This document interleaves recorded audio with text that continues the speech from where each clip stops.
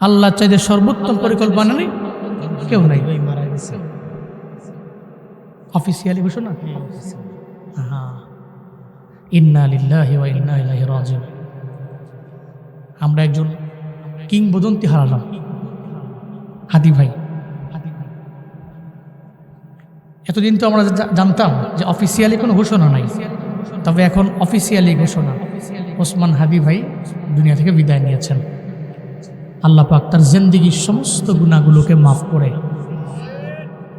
আল্লাহ তার জিন্দেগির সমস্ত গুনাহগুলোকে মাফ করে আল্লাহ তাকে একজন আউলিয়ায়ে কেরাম যারা এদের অধীনস্থ করে, যারা দেশের জন্য লড়ছেন, দোষীর জন্য লড়েছেন, আল্লাহ এই মানুষগুলোকে মাফ করে জান্নাতুল ফিরদাউসের আলা মাকাম বানায় দেন। সকলে চিল্লায় পড়ে না আমিন। আল্লাহ সূরা বাকারার 284 নম্বর আয়াতে এটাই জানায়া দিলেন, লিল্লাহি মা ফিস সামাওয়াতি ওয়া মা ফিল আরদ ওয়া ইন তুবদু মা ফি আনফুসিকুম আও তুকফুহু ইউহাসিবকুম বিহিল্লাহ। চিল্লায় জোরে করে পড়েন আল্লাহু আকবার।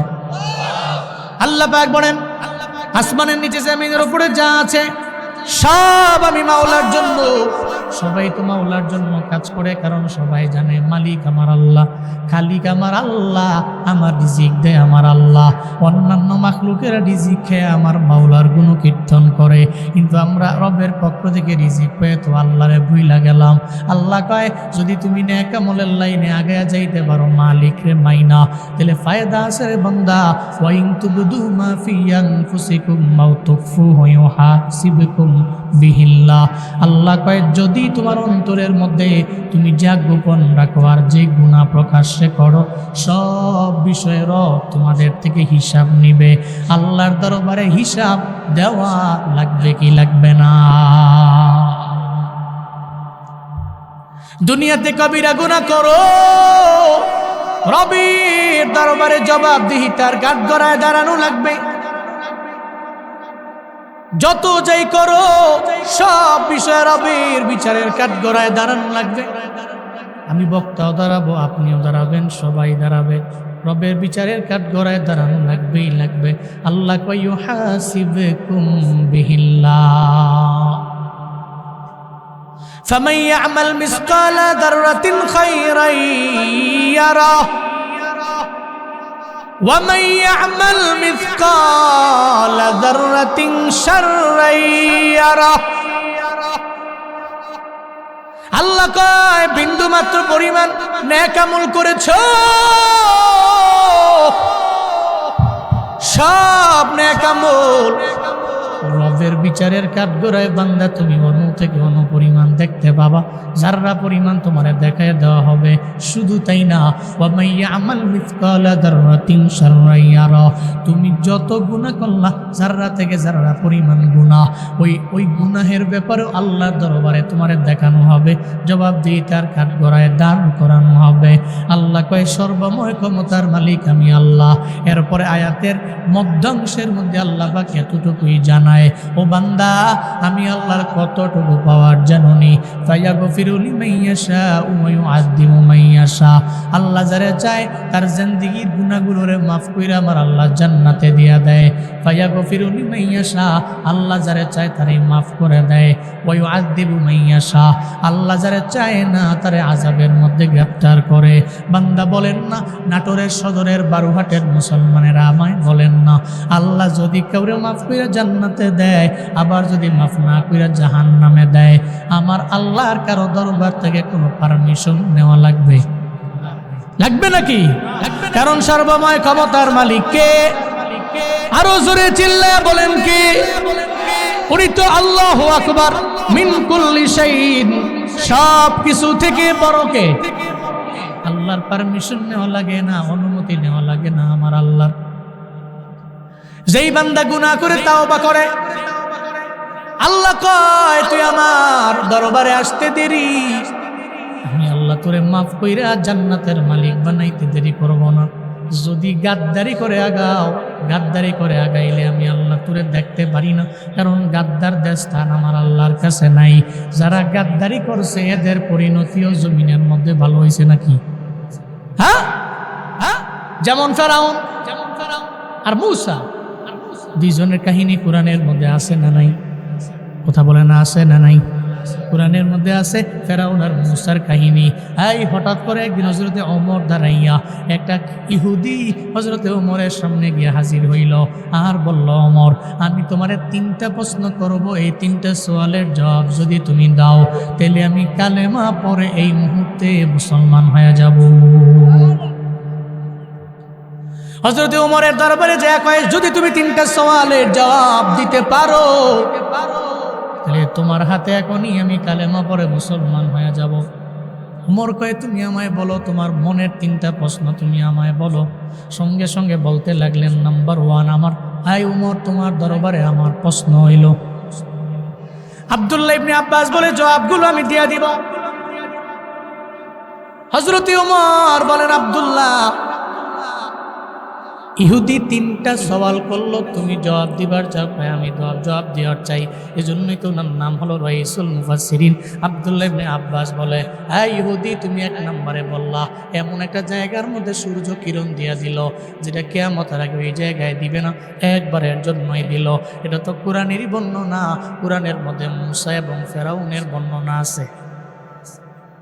যেই মূসা নবীর সাথে রাগ হইয়া ফেরাউন, মূসা নবী আল্লাহ আল্লাহ বলে, ফেরাউন কয়, আমি তো তোমাদের বড় আল্লাহ, কিসের আবার আল্লাহর নাম নেও? মূসা নবী কয়, জীবনেও কোনো দিন তোরে আল্লাহ মানতে পারি না, কারণ তোর মালিকও আমার আল্লাহ, আমার মালিকও আমার আল্লাহ। জীবনেও কোনো মাখলুককে আমরা আল্লাহ মানতে পারি না, কারণ আমাদের খালিক একজন আছে না নাই? তিনি কে? ফেরাউনের মাথা গরম, মূসার প্রতি ভয়ঙ্কর লেভেলের রাগ।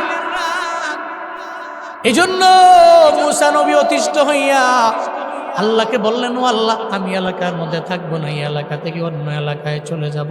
আল্লাহ পাক বললেন, নবী মূসা, আপনার বনি ইসরাইলের যত সদস্য আছে সবাইরে লইয়া, 12টা গোষ্ঠী আছে, লইয়া রওনা হয়ে যান, নীল নদ পার হয়ে আপনি চলে যাবেন। এবার মূসা নবী যখন বনি ইসরাইলের লোকদেরকে নিয়ে রওনা, ফেরাউন মনে মনে কয়, ওই যাবি নীল নদের কাছে গেলে ধর্ম আজকে চুবায়া চুবায়া ডুবায়া ডুবায়া মারমু। চিল্লা পড়বেন কি নাউজুবিল্লাহ।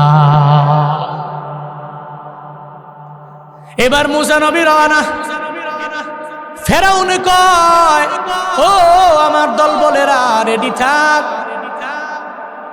আজকে মূসারে এমন ভাবে ধরব, মূসা আমাদের হাত থেকে বাঁচতে পারবে না। চতুর্দিক থেকে দাঁড়ায় রইল মূসা নবী ও ওনার সৈন্যবাহিনী নিয়ে দৌড়। আল্লাহ কয়, আমার মাওলার কুদরত, জীবনেও কোনো দিন ফেরাউন তো বুঝতে পারবে না। ফেরাউন দাঁড়াইয়া মূসা নবী তার দলবল নিয়ে যখন নীল নদের দিকে আগায়, এদিকে চতুর্পাশ দিয়ে ফেরাউনের দলবল দাঁড়ানো। ফেরাউন মনে মনে কয়, আসলেই তো আজকে মূসা নবীর দইরা মাইরা ফেলবো।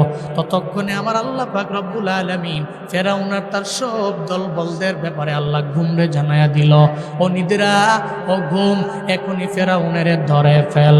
এই নাটোরের মুসলমানেরা বলেন না, ঘুম কথা মানে কার কথা মানে?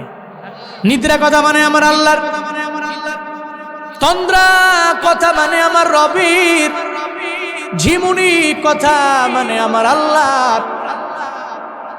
আল্লাহ বলেও নিদ্রা, ফেরাউনের যত দলবল আছে ফেরাউন সহ সবাইরে তুমি ধরে ফেলো। সঙ্গে সঙ্গে ধরে ফেললো, ঘুমাইতেছে নাক ডাইকা। এদিকে মূসা নবীর দল বল নিয়ে সব চলে গেছে। মুরগি একটা রাখছিল, কিন্তু এই মুরগিটাও তো ঠিক সময়ে মুরগিটাও এলান দেয় নাই, কুকুর উৎকু করে নাই। মুরগিও তো ঘুমায় গেছে, সবাই ঘুমায় গেছে। মূসা নবী চইলা গেল, লাফ দিয়ে ঘুম থেকে জায়গা দেখে, কই মূসার দল বলেরা কই? ফলো কর। মূসা দিক দিয়ে গেছে, ফলো কর। পায়ের ছাপ দেখতে দেখতে তাকায় দেখে নীল নদের বরাবর চলে গেছে। খাইছে ধরা মূসায়, নীল নদে গেলে নদীর মধ্যে চুবায়া চুবায়া মারতে পারবো। চল না নীল নদের দিকে দৌড়াই। মুসা নীল নদের দিকে যাবে, নীল নদের মধ্যে গিয়ে আটকায় যাবে, আমরা পেছন দিক দিয়ে দাঁড়ায়া থাকবো। এদের প্রত্যেককে আজকে শিক্ষা দিব কত ধানে কত চাল। ফেরাউন তার দলবল নিয়ে আগায়, ওদিকে মুসা পয়গম্বর তার সব দলবল নিয়ে যখন নীল নদের সামনে দাঁড়াইয়া, এবার মুসা নবী কয়, আল্লাহ গো এবার নীল নদ আমি কেমনে পার হব? আমি তো আসবার চাই নাই, আপনি তো বললেন আমার হিজরত করার জন্য, নদীর ওপার আমি চলে যাব, আমি এলাকার মধ্যে আর থাকতে চাই না রে আমার আল্লাহ। আল্লাহ কয়, নবী মুসা চিন্তা করার দরকার নাই, আমি আল্লাহ তো আপনার এমন মালিক, আমি আল্লাহ তো আপনার এমন এক খালিক, আপনার কোনো চিন্তা নাই, কোনো টেনশন নাই। মুসা নবীর বানি ইসরাইলের সব লোকেরা এসে মুসা নবীরে কয়, এই তোমার আল্লাহ কি এবার আমাদের জন্য কোনো ব্যবস্থা করবে না? মুসা নবী ডাক দিয়া বলে, লা তাহজান ইন্নাল্লাহ মা'ানা। আল্লাহু আকবার। আল্লাহ কয়, ও কওমের লোকেরা চিন্তা করো না, টেনশন করো না, সঙ্গে কে আছে? তুমি যেখানে যাও তোমার ডানে বামে কেউ নাই, তোমার সব পরিবারের লোকেরা তোমার সাইরা চলে গেছে, কেউ তোমার দাম দেয় না, পাত্তা দেয় না। তুমি কান্দো না, মানুষের দরবারে যাও না, তুমি আল্লাহরে জানায় দাও, আল্লাহ গো আমার ডানে বামে সামনে পেছনে আমার কেউ নাই, কিন্তু আমার জানা আছে যেখানে কেউ নাই সেখানে কে আছে? আস-সাইয়ু মিন্নি ওয়াল ইতমামু মিনাল্লাহ। চেষ্টা আমার পূরণ করবে আমার মালিক, আমি তো চেষ্টা করতে পারবো, পূরণ করবে আমার আল্লাহ। চিন্তা করো না, লা তাহজান ইন্নাল্লাহা মা'ানা, চিন্তা করো না, আল্লাহ তোর সঙ্গে আছে। বনি ইসরাইল লোকেরা কয়, তাহলে তোমার আল্লাহ দেখাও না, একটু পরেই তো ফেরাউনের দল বলাইছে আমগো সবাই রে মেরে ফেলবে। মুসা নবী আল্লাহরে কয়, ও আল্লাহ কি করতে পারি? আল্লাহ কয়, নবী মুসা হাতের মধ্যে কি? কয় হাতের মধ্যে লাঠি, মারেন বাড়ি, মারেন বাড়ি। সঙ্গে সঙ্গে নীল নদের পানির মধ্যে মারতে দেরি, আল্লাহর কুদরত। নীল নদের পানির মধ্যে মুসা নবী লাঠি দিয়ে যখন উনি আঘাত করলেন, একটা না, দুইটা না, তিনটা না, 12টা রাস্তা নীল নদের পানিটারে মাটিতে কনভার্ট কইরা আল্লাহ পাক বানায়া দিতে দেরি করে না।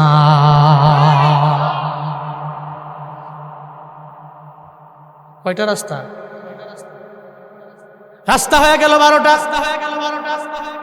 এবার মুসা নবী কয়, মনের মধ্যে প্রশ্ন জাগতে পারে আপনাদের সবার, রাস্তা 12টা কেন? একটা হইলেই তো হয়। এই বনি ইসরাইলের লোকেরা একটু ছিল ঘাটতেরা। কি ছিল? ছিল এরা বড় ঘাটতেরা। এরা সবাই যদি একটা রাস্তা দিয়া যায়, কোন সময় কারা ধাক্কা দিয়ে আবার ফলায় দেয়। বহুত ঘাটতেরা ছিল এই কম। এই পৃথিবীতে যত নবীর কম ছিল, সবচেয়ে বেশি তেরা টাইপের ছিল এরা, কঠিন তেরা। যুদ্ধের ময়দানে গিয়া মুসা নবীরে ফালায়া এরা সব যাইতো, তুমি আর তোমার আল্লাহ মিলে যুদ্ধ করো। যাই গে আমরা, তোমার লেগে কি মরতাম নাকি? তুমি যুদ্ধ করো আর তুমি তোমার আল্লাহর উল্লেখ করো, আমরা যাই। কিন্তু নবীর উম্মতেরা, আমার নবীর উম্মতেরা, মদিনার নবীর উম্মতেরা, আমরা নবীর সাহাবায়ে কেরাম যারা ছিলেন, সমস্ত নবীর উম্মতেরা ছিল একরকম, আমার নবীর উম্মতেরা ছিল আরেক রকম, আমার নবীর সাহাবায়ে কেরাম ছিল আরেক রকম। অন্যান্য নবীর উম্মতেরা যুদ্ধের ময়দানে নবীরে রাইখা চলে যাইতো, কিন্তু আমার নবীর উম্মতেরা, নবীর সাহাবারা আমার নবীরে না নিয়া যুদ্ধের ময়দান থেকে ফিরতো না। প্রয়োজনে হাত যাইতো, পা যাইতো, শহীদ হয়ে যাইতো, মাথা যাইতো, গলা কেটে ফেলতো, এরপর নবীরে সেরা এক কদম পিছপা হইতো না। আল্লাহ। কিন্তু মুসা নবীর কওমের লোকেরা ছিল একেবারে কঠিন ঘাটতারা টাইপের লোক। বনি ইসরাইল কয় যে তোমাদের জন্য, মুসা নবী কয় তাহলে এই জন্যই তো 12টা করলাম। গোষ্ঠী ছিল 12টা। এক গোষ্ঠী যে রাস্তা দিয়ে যাবে আরেক গোষ্ঠী রাস্তা দিয়ে যেতে পারবে না। এক গোষ্ঠী এক রাস্তা, দ্বিতীয় নাম্বার গোষ্ঠী দ্বিতীয় রাস্তা, এইভাবে 12 গোষ্ঠী 12টা রাস্তা আল্লাহ পাক এদের জন্য করলেন। কিসের পাওয়ারে? সুবহানাল্লাহ কয় না, আরো জোরে বলে না সুবহানাল্লাহ। লাঠির মাধ্যমে রাস্তা 12টা হয়ে গেল। এবার মুসা নবী আর তার কওমের লোকেরা রাস্তা পার হতে লাগলেন। এদিকে ফেরাউন আর তার দল বল লয়া সব যখন নীল নদের কাছে এসে ভিড়ছে, ফেরাউন তাকায়া দেখে, কিরে নীল নদের এই পানির মধ্যে রাস্তা কে লিগে? ফেরাউনের ডানে বামে সামনে পেছনে যত লোকেরা আছে, ফেরাউনের দলবলেরা বলতে লাগলো, ফেরাউন রে, লিডার নেতা এখানে রাস্তা বানাইলো কেডা? ফেরাউন কয়, তোরা এতদিন আমার চিনোস নাই, তোদের রব আমি তো বড় রব, আমার কারিশমা দেখোস না, এটা তো আমার কারিশমা, 12টা রোড আমি বানাইছি। নাউজুবিল্লাহ, এই রোড আমি বানাইছি। দলবলেরা কয়, এজন্যই তো আপনারে মানি বড় রব, এই জন্যই তো মানি আপনারে আমরা বড় ইলা, এই জন্যই তো আপনারে আমরা বড় খোদা মানি। আপনি 12টা রোড আমাদের জন্য বানায় রাখছেন নীল নদীর মধ্যে। এরা সব সঙ্গে সঙ্গে ওই রাস্তার মধ্যে নেমে গেল। সবাই নামে রে, একজনে নামে না, শেখে ফেরাউন তো নামে না। ফেরাউন তো কয়, খেলা তো জমে গেছে, মনে হয় যে আজকে কিছু একটা হইব। আমি আমার পুরা জিন্দেগিতে পানির মধ্যে জীবনও কোনোদিন আমি রাস্তা দেখি নাই, আমি রাস্তা দেখি নাই, আজকে রাস্তা কেন হয়ে গেল? এর মানে মনে হয় আজকে যা হবে স্বাভাবিক হবে না, সব হয়ে যাবে অস্বাভাবিক। ফেরাউন তোর ডরে নামে না। ফেরাউন ঘোড়ার মধ্যে দাঁড়াইয়া আল্লাহ কয়, তুই বুঝি নামতি না? আমি আল্লাহ তোর যে আইন, তোর ওই আইনেই তোরে আমি ফাঁসাইয়া দিব। ফেরাউনের আইন ছিল, যারা ফেরাউনরে আল্লাহ মানে না, মনিব মানে না, রব মানে না, এদেরকে নীল নদের মধ্যে আইনা চুবায়া চুবায়া ডুবায়া ডুবায়া মারা হলো, আর শাস্তি হয়ে যাবে। আল্লাহ কয়, তোর বিচার আমি আল্লাহ তোরে দিয়েই তো আমি আল্লাহ সারব। আমার আল্লাহ ক্ষেতের চাকা খেতে ভাঙ্গে, আইলে তুই না ভাঙ্গে না, ঠিক কিনা? এটা আমার আল্লাহর পরিকল্পনা। ফেরাউন ঘোড়া নিয়ে দাঁড়ানো, নামে না, সব দলবল নেমে গেল। ফেরাউন যে নামে না, আমার আল্লাহ দেখছে কি দেখেন নাই? আল্লাহ তো তাকায় আছে, ফেরাউন তো নামে না, ফেরাউন দাঁড়ানো। আল্লাহ কয়, তুই ঘুরের উপরে আসো, ঘুরে নামানোর দায়িত্ব তো আমি আল্লাহর। আল্লাহ একটা ফেরেস্তার আদেশ দিলেন, ও ফেরেস্তা, তুমি নিজেকে একটা মহিলা ঘোড়ার একটা আকৃতি নিয়ে তুমি ফেরাউনের ঘোড়ার সামনে যাও। ফেরেস্তাও একটা মহিলা ঘোড়ার আকৃতি নিয়ে চলে আসলো। পুরুষ ঘোড়া যদি মহিলা ঘোড়ারে দেখে তাহলে আকর্ষণ আছে না নাই? নাই। এই মিয়া, নৌজওয়ান পোলা যদি কোনো একটা ছেড়ি দেখে, আর ছেড়ির যদি কোনো পর্দা মর্দা বোরকা টোরকা না থাকে, কিন্তু পোলাটার মাথা নষ্ট হইব। কথা কোন ঠিক না বলেন? ঠিক কিনা বলেন? আচ্ছা, মহিলা মাদ্রাসার একটা মেয়ে, এই মেয়ে বোরকা পইরা পর্দা কইরা সুন্দর করে ডিসিপ্লিনের সাথে চলাফেরা করে, খুদার কসম আমার এই যুবকরা তারে ইফটিজিং করতে গেলে 10 বার চিন্তা করবে তার গায়ে বোরকা আছে। কিন্তু যেটা গায়ে বোরকা নাই, এমন ড্রেস আপ করছে, হেতে যেটা পড়ছে হেতি ওইটা পড়ছে, হেতে কি বেডা না বেডি সেটাও যায় না। তো ফলাই পায় পাইছে তোরে। এই বন্ধুরা চলো, বাইক লইয়া চলো, এটা কত ইফটিজিং করে আই। এই জন্য মহিলারা ছেলেদের ইফটিজিং আর উত্তক্ততা থেকে বাঁচার জন্য আপনি পর্দা করা জরুরি। এই জন্যই তো ইসলাম আপনাকে বলেছে, আপনি ঘরে থাকেন আর ঘর থেকে বের হয়ে গেলে হিজাব মেনটেন করেন, নিকাব মেনটেন করেন, আল্লাহর কসম আপনি ধর্ষিতার শিকার হবেন। এই যুবকেরা অটোমেটিক্যালি ঠিক হয়ে যাবে। কিন্তু এখন তো মা বোনরা কয়, স্বামী যদি সুন্দর দেখে একটা জামা কিনে এনে দেয় শহর থেকে, নাটোর শহরে গেছে, সেজন্য সুন্দর একটা জামা কিনে এনে দিছে, তো উনি হাতে লইয়া কয়, কি জামা আনছেন এটা? এটা জামা হইল? কি জামা এটা? দেখেন আমনে, সামনের মাসে আমি যাবো, আমার টেহা দিয়েন, আমি দেখবেন যে কি সুন্দর জামা কিনে আনি। স্বামী কিনে আনছে, হ্যাঁ নাকি বুঝোয় না, হ্যাঁ দেওয়ার লিগে টাকা পয়সা আগে মাসে যে হ্যাঁ কিনে আনবো, পরের মাসে গেছে, হ্যাঁ গিয়া শখ সুইকা সুন্দর দেহা একটা কিনে আনছে। তা আনার পরে দেখেন, কম্পেয়ার করেন, আপনারটার দাম কত? আমারটার দাম 1200। আপনি জানেননি আপনার থেকে সুন্দর জামা আমি হাইস দিয়া কমে লেছি 200, আনছি 1000 টাকা দিয়া। পরে কয় কি, পরে স্বামী কয়, বুঝছো না তুমি, বুঝছো না, বুঝছো না, মূলত চকচক করলেই শোনা হয় না। এটার দাম তো ছিল 600 টাকা, তুমি হাইস দিয়া কমাইছো 200 টাকা, আমি আনলাম ওরে 600 টাকা দিয়া, তুমি আনছো 1000 টাকা দিয়া। কি মাশাআল্লাহ, দুহান্তটা কি বালা। আবার কইছে আফা আবার আইয়েন, তা আবার যাবো আমি। কি লাভ করছে?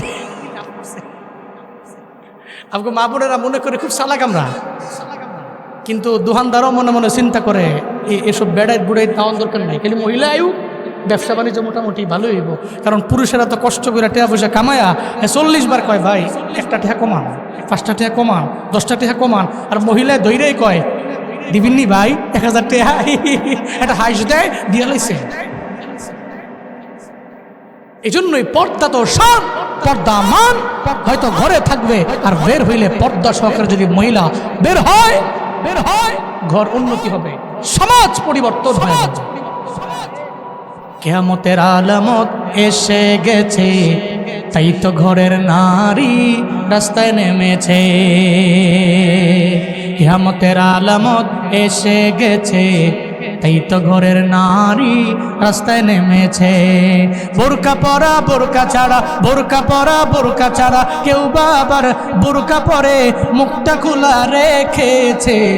কিয়ামতের আলামত এসে গেছে, তাই তো ঘরের নারী রাস্তায় নেমেছে। কিয়ামতের আলামত এসে গেছে, তাই তো ঘরের নারী রাস্তায় নেমেছে। ঠিক কিনা বলেন? মা বোনরা ঘরে থাকবে, পর্দা করবে, স্বামীর কমান্ড মেনে চলবে, তাহলে এই ঘর রহমত, বরকত, সাকিনা, সুকুন দিয়া আল্লাহ পাক ভরপুর বানায় দিবে। তা আল্লাহ পাক পাঠায় দিছে এক মহিলা ঘোড়া। দেহার পরে তো মনে আছে নি, তো ফেরাউন তো ঘোড়ার উপরে, মহিলা ঘোড়া যখন দেখছে, ফেরাউনের ঘোড়ায় যদি মহিলা ঘোড়া দেখে মাথা নষ্ট হয়ে গেছে না, মাথা নষ্ট হয়ে গেছে। এদিকে মহিলা ঘোড়া, এটা তো ফেরেশতা, কিন্তু আল্লাহ কইছে তুই ভাব ধরবি, আকৃতি ধরবি মহিলা ঘোড়ার মতো। এবার ওই মহিলা ঘোড়া ফেরাউনের ঘোড়ার সামনে গেছে, লাফ দিয়া রাস্তায় নেমে গেছে। ফেরাউন তো ঘোড়ার উপরে বসা, ফেরাউন তো ওনার ঘোড়ার লাগাম টাগাম ধরে রাখতে পারে না, ঘোড়ার তো মাথা মতো নষ্ট হয়ে গেছে। এদিকে মহিলা ঘোড়া রাস্তা দিয়া দৌড়ায়, ফেরাউনের ঘোড়াও রাস্তা দিয়া দৌড়ায়। আল্লাহু আকবার! খেলাকার, জোরে বলো না খেলাকার। কাদের কুদরতুদারি বর কামাল, আনতা রব্বি আনতা হাসবি যুল জালাল, তুহি কাদির জলিলুল্লাহ জাহাদার, বহর হালে তুহি মেরা নেগাহদার। আল্লাহর কুদরত। ফেরাউন তার ঘোড়া নিয়ে নামছে, এদিকে মহিলা ঘোড়া সামনে। এটা পর্যায়ে যখন মহিলা ঘোড়া দৌড়ে রওনা, নদীর মাঝখানে ওই রাস্তার মাঝে গিয়ে মহিলা ঘোড়া তো আর নাই, হঠাৎ করে উধাও হয়ে গেছে। ওই মহিলা ঘোড়া তো সাধারণ দুনিয়ার কোনো ঘোড়া না, এটা তো আমার মাওলার কুদরতের খেলা। আমার মাওলা ফেরেশতারে ঘোড়া বানায়া পাঠাইলেন। আল্লাহ বললেন, ও ফেরেশতা, আবার আগের মতো হয়ে তুমি আমার দরবারে চলে আসো। এবার ফেরেশতা তো তার আগের মতো হয়ে চলে আসলো। এদিকে ফেরাউন হঠাৎ করে তাকে দেখে সামনে আর ওই মহিলা ঘোড়াও নাই। এবার রাস্তার মাঝখানে চলে আসলো। আমার আল্লাহ পাক আদেশ দিয়ে দিলেন, এই পানি। আমি আল্লাহ মুসা নবীর লাঠির পাওয়ারে আমি আল্লাহ করে বললাম মাটি হওয়ার জন্য, তুই মাটি হয়ে আমার নবীর জন্য, আমার নবীর কওমের জন্য রাস্তা হয়ে গেল। আর আমি চাই না রে, তোরা রাস্তা হওয়ার কোনো দরকার নাই, থাকার প্রয়োজন নাই। আমার মুসা নবী যেহেতু ওপার চলে গেছে, মুসা নবীর কওমের লোকেরা সহ, তাহলে আমি আর চাই না এই রাস্তা বহাল থাকুক। এখনই এই মাটি তুই আবার পানির মতো হয়ে যা। আমার আল্লাহর ইশারায় সঙ্গে সঙ্গে ওই মাটি পানি হয়ে গেল, আবার নীল নদের পানি হয়ে গেল। আল্লাহ কয়, খেলা আমার। ওই ফেরাউনের চুবায়া চুবায়া ডুবায়া ডুবায়া নীল নদের মধ্যে মারছে একজন, চিন্তা বলেন তার নাম। ফেরাউন তো এই জায়গায় নাই, নীল নদী ডুবিয়ে ডুবিয়ে চুবিয়ে চুবিয়ে মারলেন আমার আল্লাহ। এবার ওই আব্দুল্লাহ ইবনে আব্বাস জানায় দেয়, হুদিরে এই যে রাস্তা বানাইছে, এই রাস্তাটা হওয়ার পরে নীল নদের একেবারে তলদেশে যতক্ষণ পর্যন্ত রাস্তাটা ছিল, সূর্যের কিরণ তো নীল নদের তল দেশ পর্যন্ত গিয়েছিল। যখন মহিলা ঘোড়া অর্ধেক রাস্তার মধ্যে যাওয়ার পরে সঙ্গে সঙ্গে মহিলা ঘোড়া উড়াল দিয়ে চলে গেল। এখন তো ফেরাউন ডুবে গেল, রাস্তা তো আর নাই রে, রাস্তা তো আবার আগের মতো পানি হয়ে গেছে।